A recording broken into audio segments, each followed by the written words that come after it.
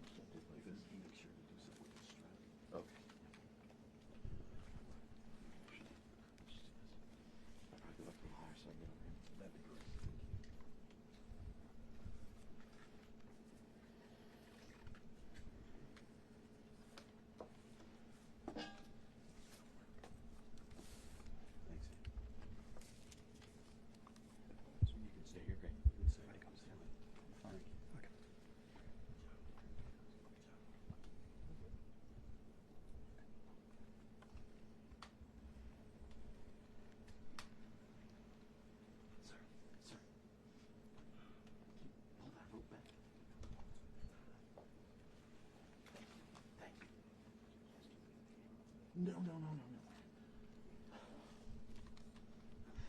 He said, do you want us to move the camera? Jesus Christ.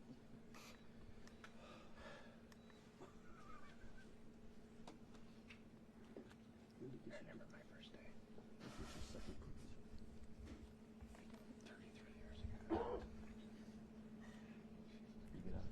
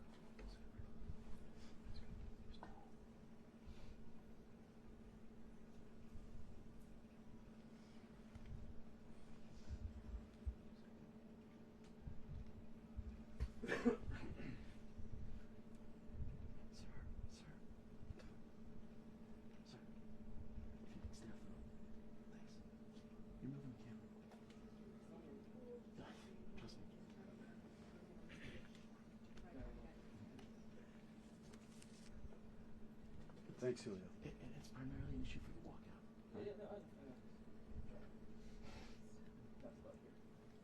The rope is pushing it. Thank you. Thank you. Thanks, Julio.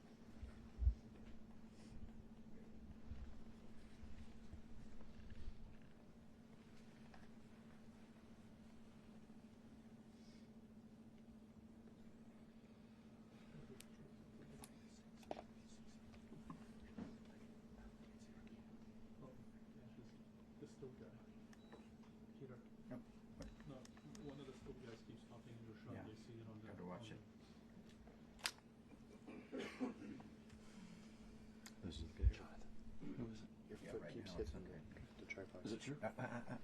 Yeah. With the lens? Yeah. You're not going to pay him? I will, but not right Okay. now. Not until he's come. Okay. Peter, which direction should I move my feet? To my right? To your right. Yeah. Is that better? Cool. Yeah. Again, it's in the shot. Okay. Yeah, just let me know. Just trying to figure it out. How about down here? Yeah. I mean, that's fine. That's fine. Okay. Like that's okay? Yeah.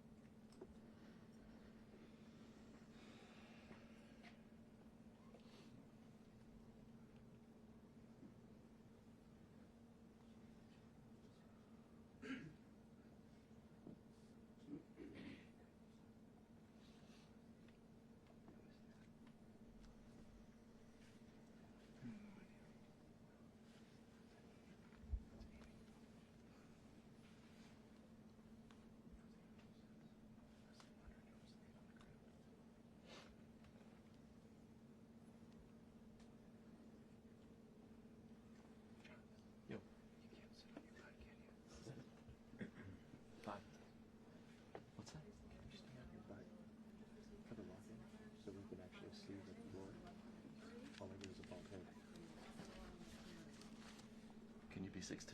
No. If I'm on my butt, I can't see over their heads. You have a remote. Sam, look up. Let's see over whose head. You mean Tierney?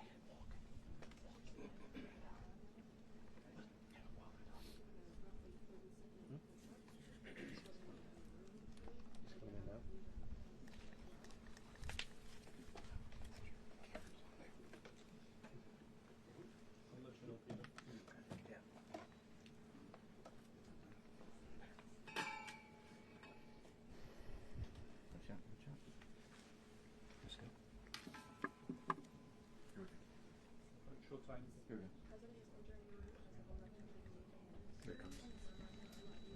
Hello, everybody. Mr. President?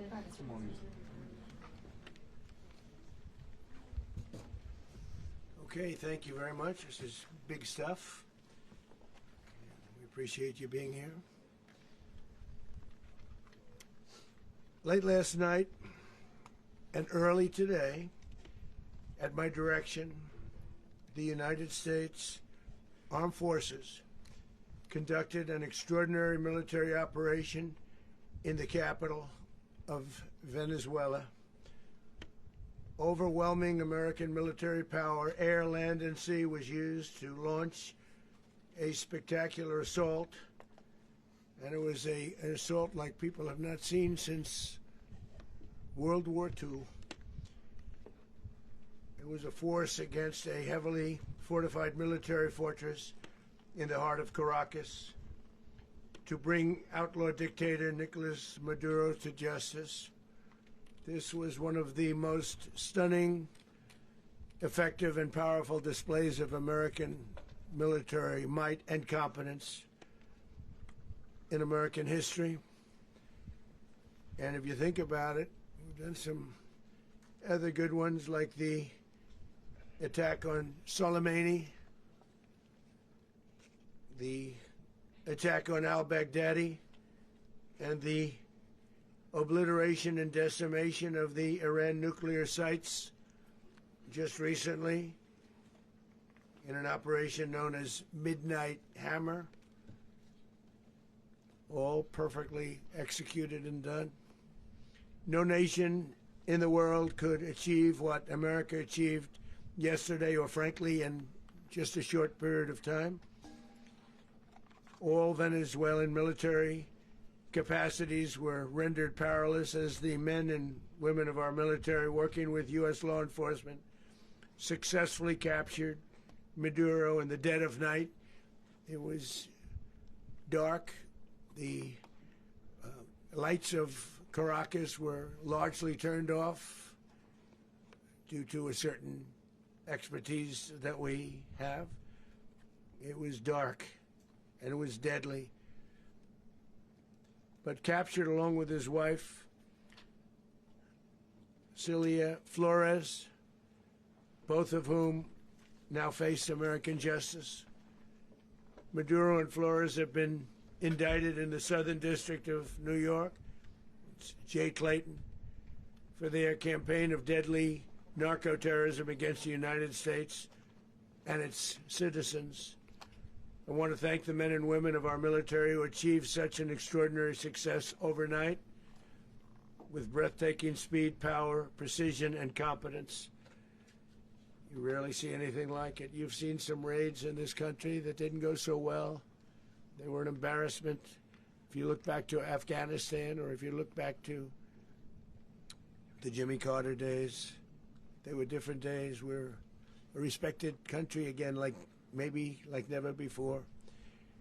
These highly trained warriors, operating in collaboration with U.S. law enforcement, caught them in a very ready position. They were waiting for us. They knew we had many ships out in the sea, just sort of waiting. They knew we were coming. So they were in a ready, what's called a ready position. But they were completely overwhelmed and very quickly incapacitated. If you would have seen what I saw last night, you would have been very impressed. I'm not sure that you'll ever get to see it, but it was an incredible thing to see. Not a single American service member was killed, and not a single piece of American equipment was lost. We had many helicopters, many planes, many people involved in that fight. But think of that, not one piece of military equipment was lost, not one service member was, more importantly, killed. The United States military is the strongest and most fearsome military on the planet by far. With capabilities and skills our enemies can scarcely begin to imagine. We have the best equipment anywhere in the world. There's no equipment like what we have, and you see that even if you just look at the boats. You know, we've knocked out 97% of the drugs coming in by sea. 90%. Each boat kills 25, on average, 25,000 people. We knocked out 97%. And those drugs mostly come from a place called Venezuela.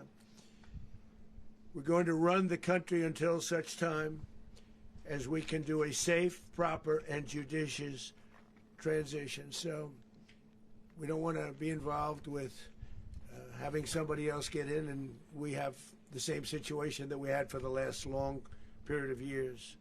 So we are going to run the country until such time as we can do a safe, proper, and judicious transition. And it has to be judicious because that's what we're all about. We want peace, liberty, and justice for the great people of Venezuela, and that includes many from Venezuela that are now living in the United States and want to go back to their country. It's their homeland. We can't take a chance that somebody else takes over Venezuela that doesn't have the good of the Venezuelan people in mind. We've had decades of that. We're not going to let that happen. We're there now, and what people don't understand, but they understand as I say this, we're there now, but we're going to stay until such time as the proper transition can take place. So we're going to stay until such time as we're going to run it, essentially, until such time as a proper transition can take place. As everyone knows, the oil business in Venezuela has been a bust, a total bust, for a long period of time. They were pumping almost nothing by comparison to what they could have been pumping and what could have taken place.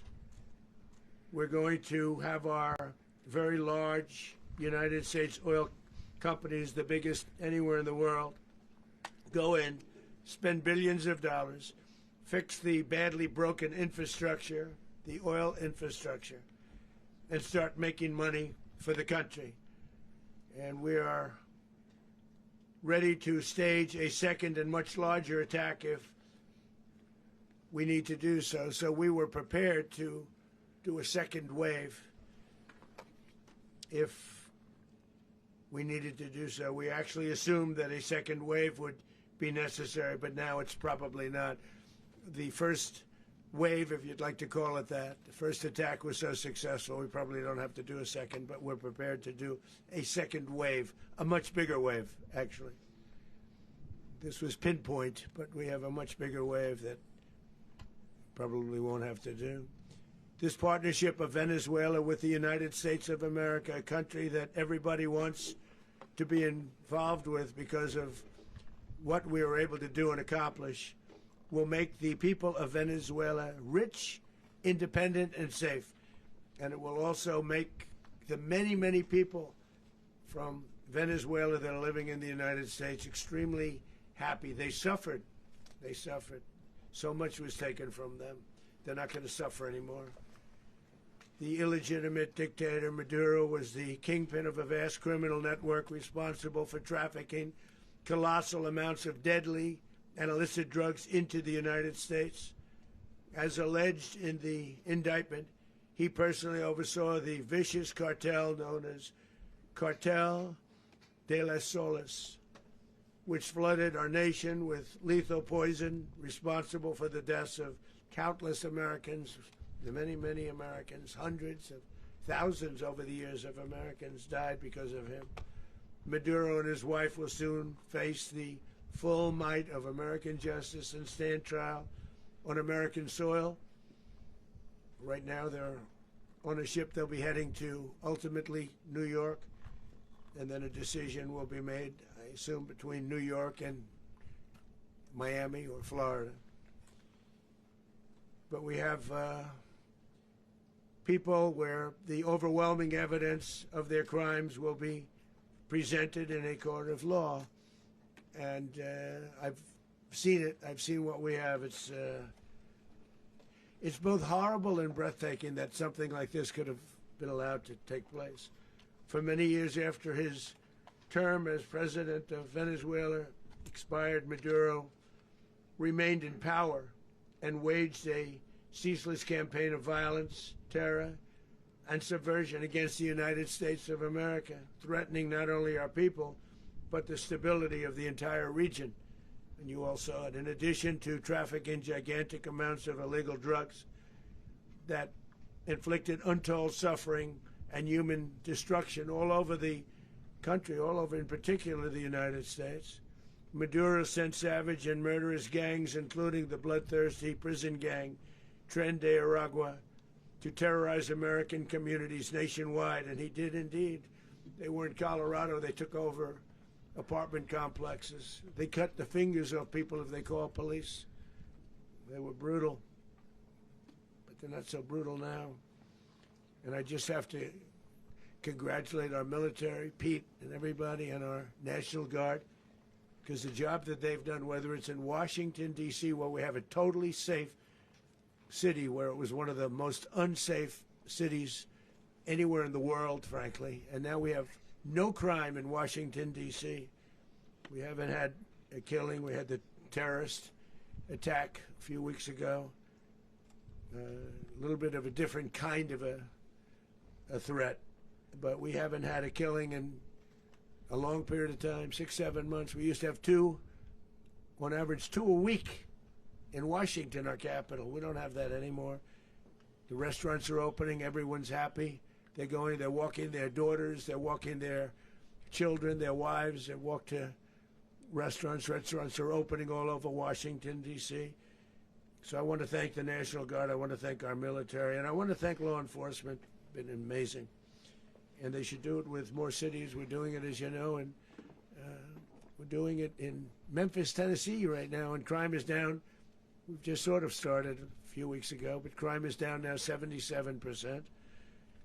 And the governor of Louisiana called, great person, and he wanted us to help him, as you know, in a certain very nice part of Louisiana.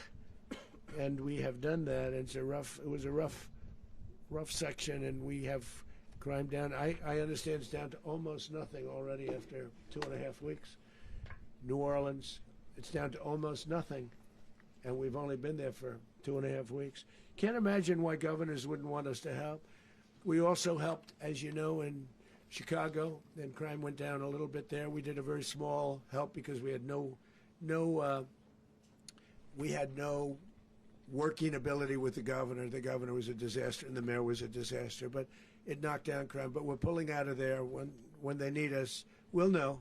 You'll know. You'll be writing about it. And likewise, Los Angeles, where we saved Los Angeles early on, where the head of the police department made a statement that if the federal government didn't come in, we would have lost Los Angeles. That's long after the fires. That's when they had the riots in Los Angeles. We did a great job. Got no credit for it whatsoever, but that's okay. It doesn't matter. We don't need the credit. But we'll be pulling out when they need us. They'll call, or we'll go back if we have to. We'll go back. But we did a great job in various cities. But the place that we're very proud of is Washington, D.C., because it's our nation's capital. We took it from being a crime-ridden mess to being one of the safest cities in the country. But the gangs that they sent raped, tortured, and murdered American women and children. They were in all of the cities I mentioned, Tren de Aragua. And they were sent by Maduro to terrorize our people, and now Maduro will never again be able to threaten an American citizen or anybody from Venezuela. There will no longer be threats.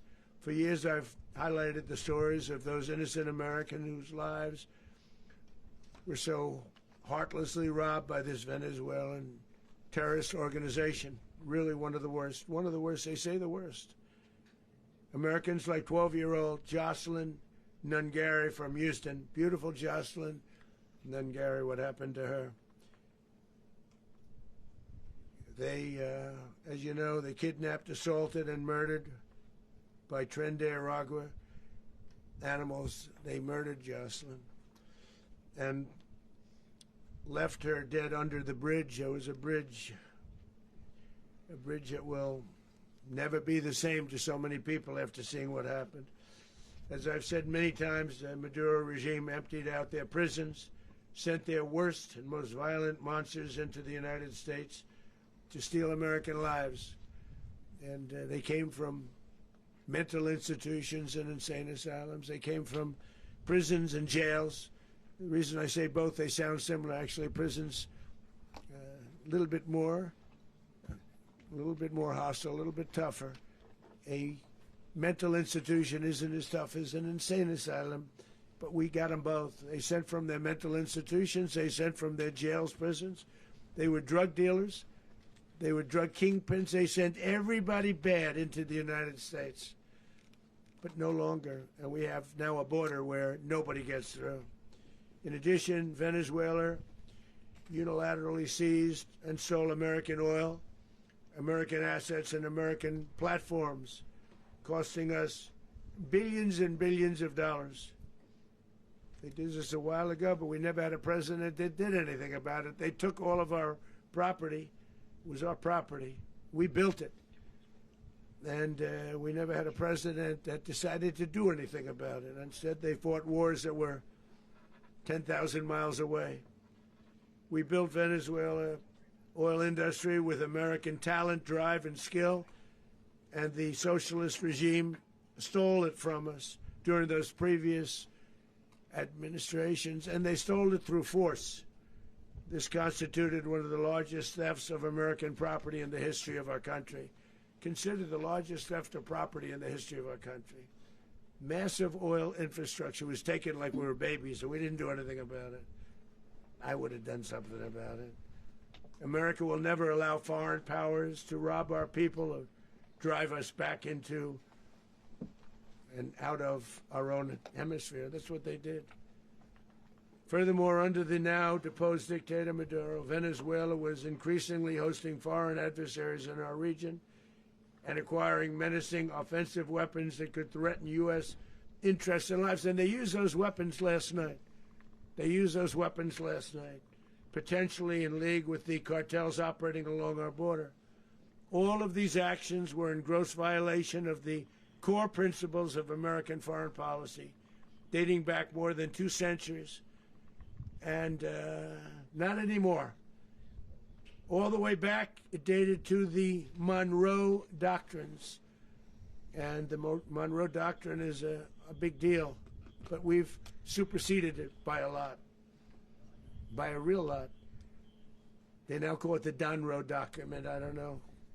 It's Monroe Doctrine.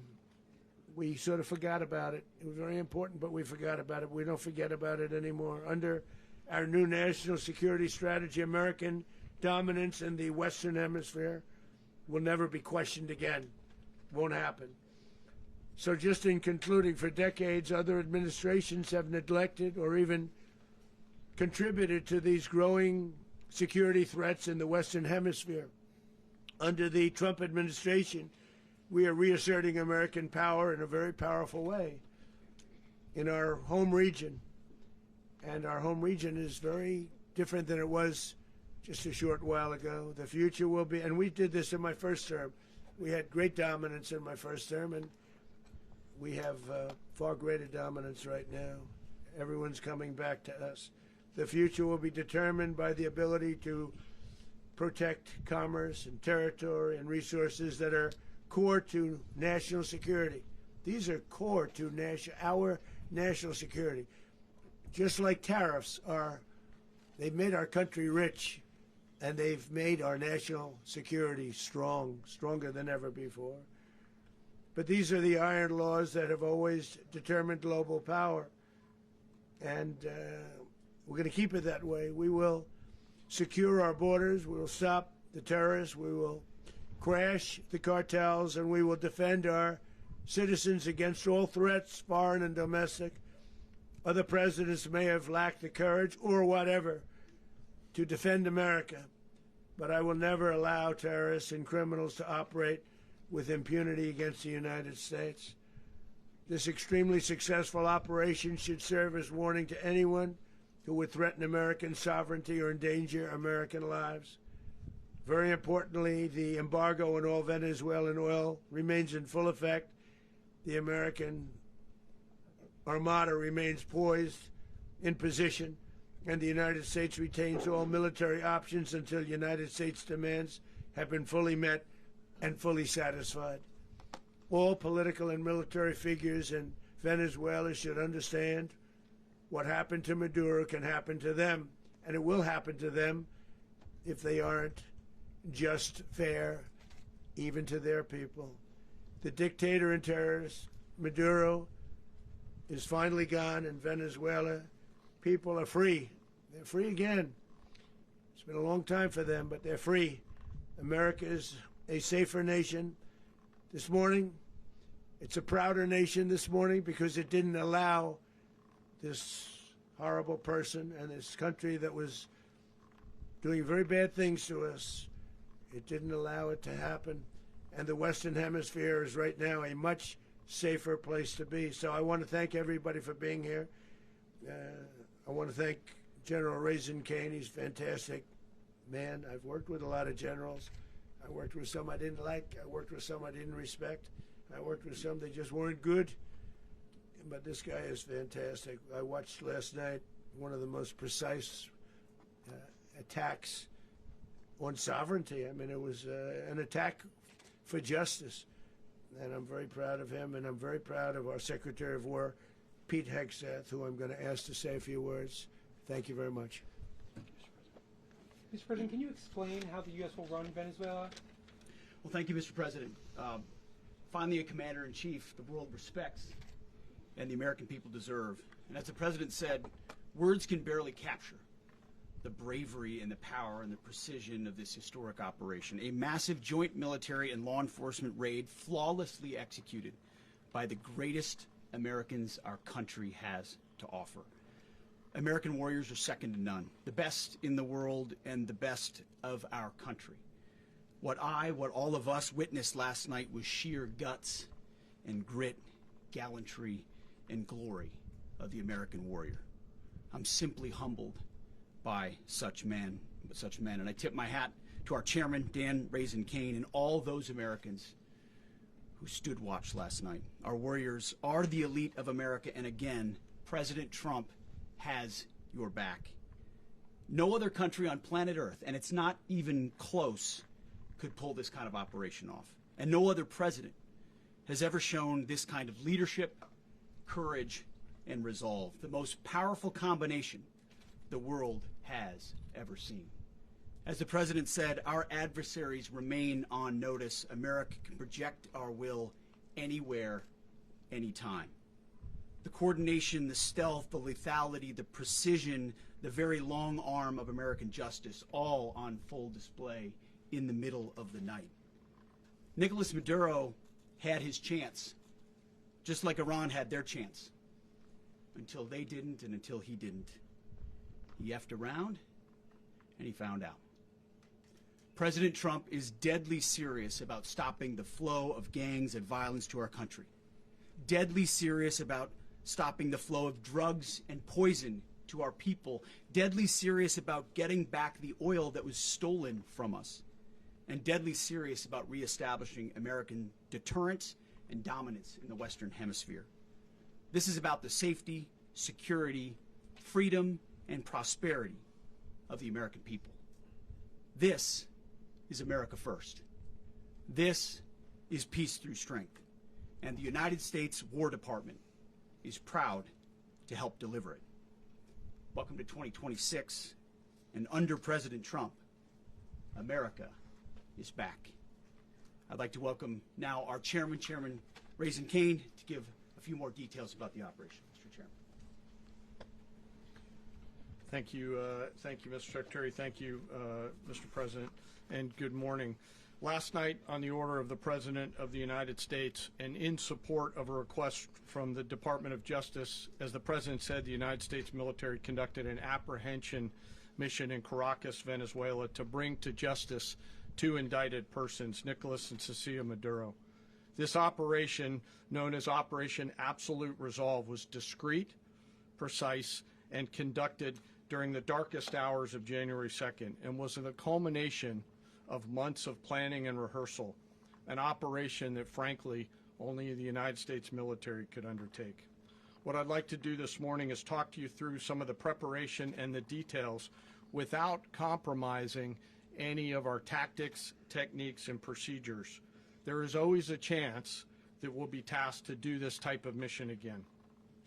Our interagency work began months ago and built on decades of experience of integrating complex air, ground, space, and maritime operations. While the past 2 decades have honed the skills of our special operations forces, this particular mission required every component of our joint force, with soldiers, sailors, airmen, Marines, and Guardians working in unison with our intelligence agency partners and law enforcement teammates in an unprecedented operation. We leveraged our unmatched intelligence capabilities and our years of experience in hunting terrorists, and we could not have done this mission without the incredible work by various intelligence agencies, including the CIA, NSA, and NGA. We watched, we waited, we prepared, we remained patient and professional. This mission was meticulously planned, drawing lessons from decades of missions over the last many years, many missions over these last many years. This was an audacious operation that only the United States could do. It required the utmost of precision and integration within our joint force. And the word integration does not explain the sheer complexity of such a mission. An extraction so precise it involved more than 150 aircraft launching across the Western Hemisphere in close coordination, all coming together in time and place to layer effects for a single purpose: to get an interdiction force into downtown Caracas while maintaining the element of tactical surprise. Failure of one component of this well-oiled machine would have endangered the entire mission, and failure is never an option for America's joint force. Those in the air over Caracas last night were willing to give their lives for those on the ground and in the helicopters. Let me talk a little bit about the preparation. After months of work by our intelligence teammates to find Maduro and understand how he moved, where he lived, where he traveled, what he ate, what he wore, what were his pets, in early December, our force was set pending a series of aligned events. Key was choosing the right day to minimize the potential for civilian harm and maximize the element of surprise, and minimize the harm to the indicted personnel so, as the President said, they could be brought to justice. And as the President said earlier today, weather in Venezuela is always a factor this time of the year. And over the weeks through Christmas and New Year's, the men and women of the United States military sat ready, patiently waiting for the right triggers to be met and the President to order us into action. Last night, the weather broke just enough, clearing a path that only the most skilled aviators in the world could maneuver through. Ocean, mountain, low cloud ceilings, but when tasked with a mission, this organization does not quit.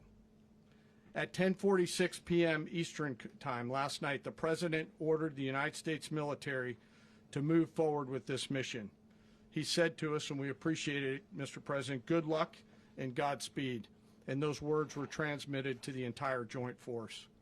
Over the course of the night, aircraft began launching from 20 different bases on land and sea across the Western Hemisphere. In total, more than 150 aircraft, bombers, fighters, intelligence, reconnaissance, surveillance, rotary wing were in the air last night. Thousands and thousands of hours of experience were airborne. Our youngest crew member was 20, and our oldest crew member was 49, and there's simply no match for American military might. As the night began, the helicopters took off with the extraction force, which included law enforcement officers, and began their flight into Venezuela at 100 feet above the water. As they approached Venezuelan shores, the United States began layering different effects provided by Spacecom, Cybercom, and other members of the interagency to create a pathway. Overhead, those forces were protected by aircraft from the United States Marines, the United States Navy, the United States Air Force, and the Air National Guard. The force included F-22s, F-35s, F-18s, EA-18s, E-2s, B-1 bombers, and other support aircraft, as well as numerous remotely piloted drones. As the force began to approach Caracas, the Joint Air Component began dismantling and disabling the air defense systems in Venezuela, employing weapons to ensure the safe passage of the helicopters into the target area.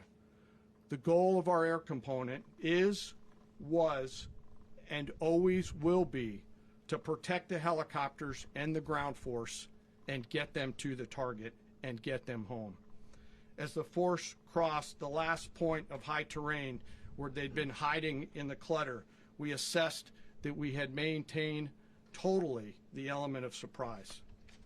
As the helicopter force ingressed towards the objective at low level, we arrived at Maduro's compound at 1:01 a.m. Eastern Standard Time, or 2:01 a.m. Caracas local time, and the apprehension force descended into Maduro's compound and moved with speed, precision, and discipline towards their objective, and isolated the area to ensure the safety and security of the ground force while apprehending the indicted persons. On arrival into the target area, the helicopters came under fire, and they replied with that fire with overwhelming force in self-defense. One of our aircraft was hit but remained flyable, and as the President said earlier today, all of our aircraft came home, and that aircraft remained flyable during the rest of the mission.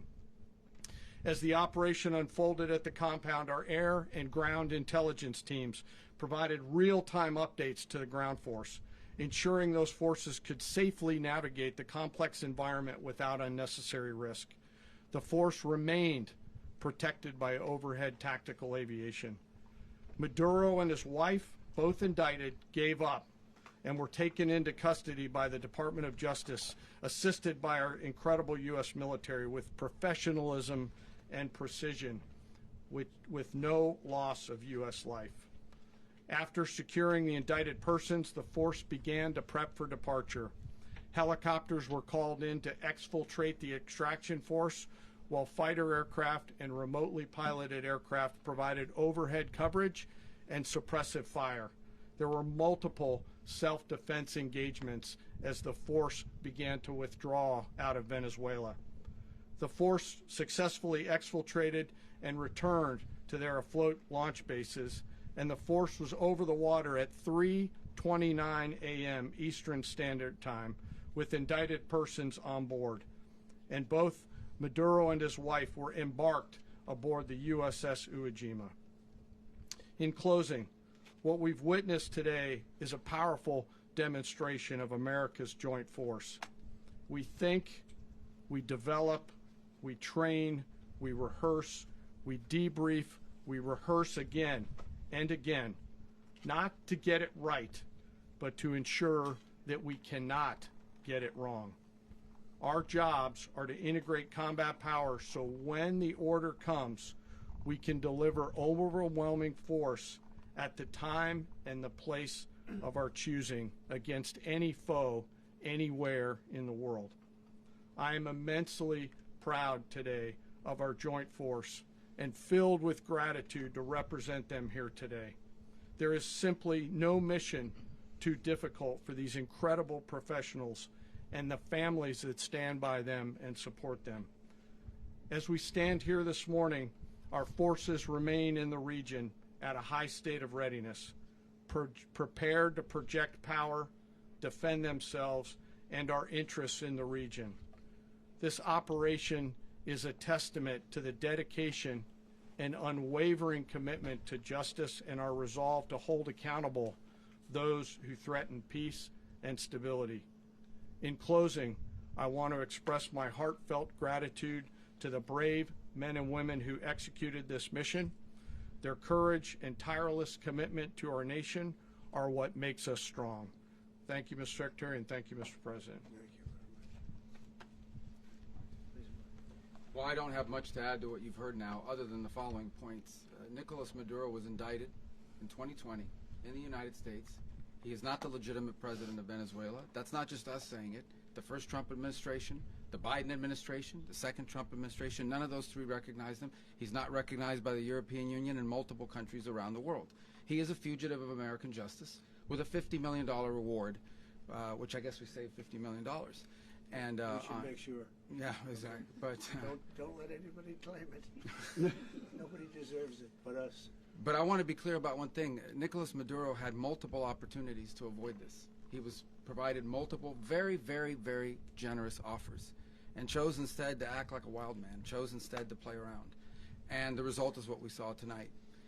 The other message here is the following. You have a guy, like many people around the world, they like to play games. You have a guy who decides he's going to invite Iran into his country, is going to, do the confiscation of American oil companies, is going to flood our country with gang members, is going to take Americans prisoner and try to hold them for hostage and trade them like he was able to do with the Biden administration.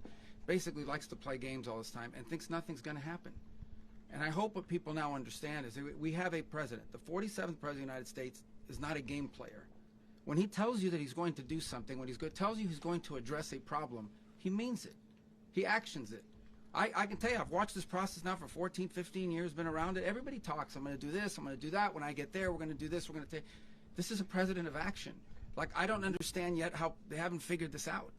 And now, if you don't know, now you know. Because this is the way it's going to play out. And I think people need to understand that this is not a president that just talks and does letters and press conferences. And, if he says he's serious about something, he means it. And this is something that was a direct threat to the national interest of the United States, and the president addressed it. There's a president of peace, by the way. I told you what I just said earlier. This guy had multiple opportunities to find his way somewhere else and figure out another. He could have been living somewhere else right now, very happy, but instead he wanted to play big boy. And so now, he's got other sets of problems on his hands. And but I think the message here should be for the world. Look, the president doesn't go out looking for people to pick fights with. He's not generally wants to get along with everybody. We'll talk and meet with anybody, but don't play games. Don't play games with this president's in office, because it's not going to turn out well. And so I hope that I guess that lesson was learned last night, and we hope it'll be instructive moving forward. Is that a message for Cuba? Mr. President. Mr. President. Mr. President. Mr. President. You said that the U.S. is going to run Venezuela. So who's in power right now? Well, we're going to be running it with a group, and we're going to make sure it's run properly. We're going to rebuild the oil infrastructure, which will cost billions of dollars. It'll be paid for by the oil companies directly. They will be reimbursed for what they're doing, but it's going to be paid. And we're going to get the oil flowing the way it should be. As you know, it was just a minor flow. It was actually a minor flow for what they have. But we're going to run it properly, and we're going to make sure the people of Venezuela are taken care of. We're going to make sure the people that were forced out of Venezuela by this thug are also taken care of. Mr. President. Mr. President.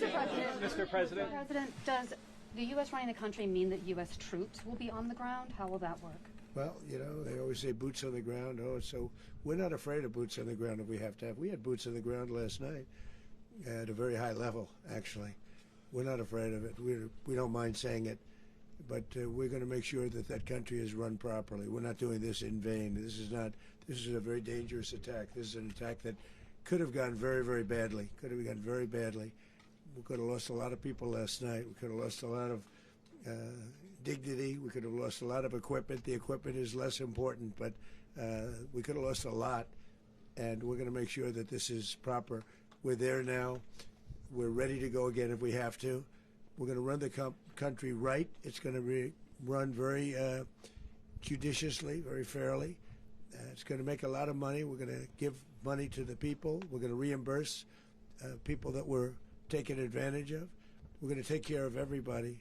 It's very important. We couldn't let them get away with it. They stole our oil. We built that whole industry there, and they just took it over like we were nothing. And we had a president that decided not to do anything about it. So we did something about it. We're late, but we did something about it. Yeah, please. Mr. President, can you explain the exact mechanism by which you're going to run the country? Are you going to designate a U.S. official to coordinate? It's all being done right now. We're designating people. We're talking to people. We're designating various people, and we're going to let you know who those people are. Mr. President. What's the group you mentioned that would run Venezuela? Well, it's largely going to be, for a period of time, the people that are standing right behind me. We're going to be running it. We're going to be bringing it back. It's a dead, I talk about a dead country. A year and a half ago, we were a dead country. Now we're the hottest country anywhere in the world. We're a country doing better than any country anywhere in the world. And it required leadership. Venezuela has a lot of bad people in there, a lot of bad people that shouldn't be leading. We're not going to take a chance that one of those people take over for Maduro. So you can look at, and others, we have fantastic people, including people in the military. So we're going to have a group of people running it until such time as it can be put back on track, make a lot of money for the people, and give people a great way of life, and also reimbursement for people in our country that were forced out of Venezuela. Mr. President, Rubio would be. You said earlier today that you weren't going to back Machado to come back and be the opposition leader in your Fox and Friends interview. And then you also mentioned the vice president of Venezuela. Are you going to work with the vice president of Venezuela, or how do you foresee the relationship Well, going? I understand she was just sworn in, but she was, as you know, picked by Maduro. So Marco's working on that directly. He just had a conversation with her, and she's essentially willing to do what we think is necessary to make Venezuela great again. Very simple. Mr. President, Colombian President Gustavo Petro, a couple weeks ago, he said he's got to watch his ass. And today he said he's not concerned about anything happening to him in the aftermath of this operation. So just what your message is Well, about he that. has cocaine mills. He has factories where he makes cocaine.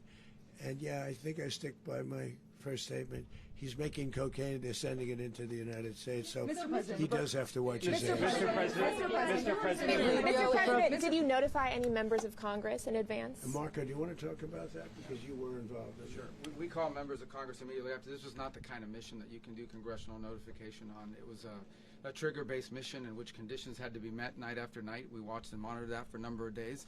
So it's just simply not the kind of mission you can call people and say, hey, we may do this at some point in the next 15 days. But it's largely a law enforcement function. Remember, at the end of the day, at its core, this was an arrest of 2 indicted fugitives of American justice, and the Department of War supported the Department of Justice in that job. Now, there are broader policy implications here, but it's just not the kind of mission that you can pre-notify because it endangers the mission. Mr. President, Also, if I can add one thing to that, Congress has a tendency to leak. This would not be good. If they leaked, General, I think it would have been maybe a very different result. But I have to say, they knew we were coming at some point, We had a lot of ships out there. They sort of knew we were coming. We were. But Congress will leak, and we don't want leakage. Mr. President. You were one of the only people to watch this all play out live. What was Maduro doing when the U.S. forces entered what I assume would be his home? And also, was there any point where the U.S. was considering if Maduro pushed back or resisted killing Maduro? It could have happened. It could have happened. He was trying to get into a safe place. You know what a safe place is, all steel. And he wasn't able to make it to the door because our guys were so fast. They went through the opposition so fast. And there was a lot of opposition. People were wondering, did we get them by surprise? Sort of surprised, but they were waiting for something. It was a lot of opposition. There was a lot of gunfire. You saw some of it today. But he was trying to get to a safe place, which wasn't safe because we would have had the door blown up in about 47 seconds, they say on average, regardless of how thick the steel was.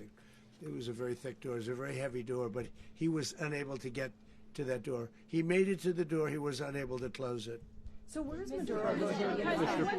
Go ahead, finish. Where is Maduro going to be in the time being right now? Do you know his exact Well, whereabouts? eventually, ultimately, in the near future, he's going to be brought to New York. And where is he going to be held? Where is he going to be held in New York? Do you know? That's going to be up to the officials that do these things. Mr. President, the U.S. has something of a mixed track record of ousting dictators without necessarily a plan for what comes afterwards. Not with Did me, that weigh on your decision Well, that's making? when we had different presidents, but with me, that's not true. With me, we've had a perfect track record of winning. We win a lot, and we win. If you look at Soleimani, you look at al-Baghdadi, you look at the Midnight Hammer. Midnight Hammer was incredible. Right now, you wouldn't have peace in the Middle East. We have essentially peace in the Middle East because of that. If we weren't successful with Midnight Hammer, you wouldn't have peace in the Middle East. So with me, you've had a lot of victory. You've had only victories. You've had no losses. Yeah. Mr. President, can you? How long do you expect the U.S. to run Venezuela, and how soon do you want the Venezuelan people to hold elections? So I'd like to do it quickly, but it takes a period of time. You know, we're rebuilding. We have to rebuild their whole infrastructure. The infrastructure is rotted. It's actually very dangerous. It's blow-up territory. Oil is very dangerous. It's a very dangerous thing to take out of the ground. It can kill a lot of people. It has killed a lot of people doing just that. The infrastructure is old. It's rotted. Much of it is stuff that we put there 25 years ago, and we're going to be replacing it. And we're going to take a lot of money out so that we can take care of the country. Are you saying that Secretary Rubio and Mr. President, China, Russia, and Iran have interests in Venezuela. How does this operation affect your relationships with them when it comes to the oil China and drugs? and Russia, Russia when we get things straightened out. But in terms of other countries that want oil, we're in the oil business. We're going to sell it to them. We're not going to say we're not going to. In other words, we'll be selling oil, probably in much larger doses because they couldn't produce very much because their infrastructure was so bad. So we'll be selling large amounts of oil to other countries, many of whom are using it now, but I would say many more will come. Are you saying that, Mr. President, are you saying that? Oh. Mr. President, thank you. What is your message to the people of Venezuela today? Of course, the civilian population specifically, they have a lot of questions. What is your message to the people of Venezuela? That you're going to have peace, justice. You're going to have some of the riches that you should have had for a long period of time. It was stolen from you. But you're going to have peace and you're going to have safety. You're going to have justice. You're going to have a country. You're going to have a real country. You're going to have potentially a great country. You know, if you go back 20 years, maybe even a little longer ago, that was a great country. And they destroyed it. Remember I said that if we lose this election, the United States will be Venezuela on steroids. That's what would have happened. Had we lost the election, the 2024 election, we suffered so badly when you look at the border from 2020. What they did, what Joe Biden administration did to our country should never be forgotten. But if we had to go through another year of that, we wouldn't have. We would be exactly where Venezuela was in terms. I used to say, if they win, we're going to be Venezuela on steroids, and that's what would have happened. President, thank you. Are you saying that Secretary Hegseth and Rubio are going to be running Venezuela, and will you be sending in U.S. military troops to provide? They're going to be a team that's working with the people of Venezuela to make sure that we have Venezuela right. Because for us to just leave, who's going to take over? I mean, there is nobody to take over. You have a vice president who's been appointed by Maduro. And right now she's the vice president, and she's, I guess, the president. She was sworn as president just a little while ago. She had a long conversation with Marco, and she said, we'll do whatever you need. I think she was quite gracious, but she really doesn't have a choice. We're going to have this done right. We're not going to just do this with Maduro, then leave like everybody else, leave and say, let it go to hell. If we just left, it has zero chance of ever coming back. We'll run it properly. We'll run it professionally. We'll have the greatest oil companies in the world go in and invest billions and billions of dollars and take out money, use that money in Venezuela. And the biggest beneficiary are going to be the people of Venezuela. And also, I can't stress this strongly enough, the people that got thrown out of Venezuela that are now in the United States, and frankly, some want to stay and some probably want to go back. Yeah. So, Mr. President, what is being done to protect Americans in the country, and were any of the detained Americans Well, right now they're very last protected night? because nobody's going to mess with us. They're very protected. The people of, and we let them know that you better not touch one of them. Are you concerned that bad elements of the Maduro regime will remain in place? Well, we know who they are. We're on them, and they're acting much differently now than they would have acted 2 days ago. And what can okay, you say wait, about behind you, please. Mr. President, why is running a country in South America America first?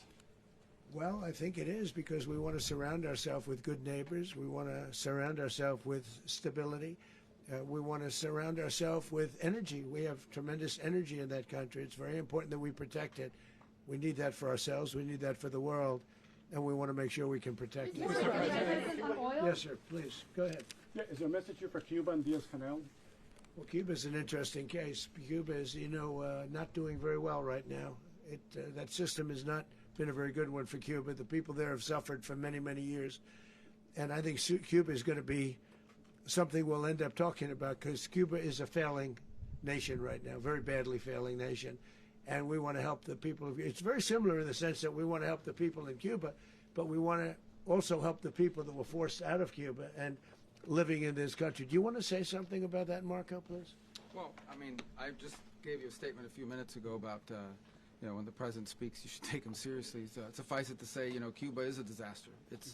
It's run by incompetent, senile men, and in some cases, not senile, but incompetent nonetheless. It has no economy. It's in total collapse. And by the way, they were, all of the guards that helped protect Maduro, this is well known, their whole spy agency, all that were full of Cubans. I mean, they basically, it's amazing. This poor island took over Venezuela in some cases. One of the biggest problems the Venezuelans have is they have to declare independence from Cuba, that tried to basically colonize it from a security standpoint. So, yeah, look, if I lived in Havana and I was in the government, I'd be concerned, at least a little bit. Are you cutting off the oil flow to Cuba from Venezuela?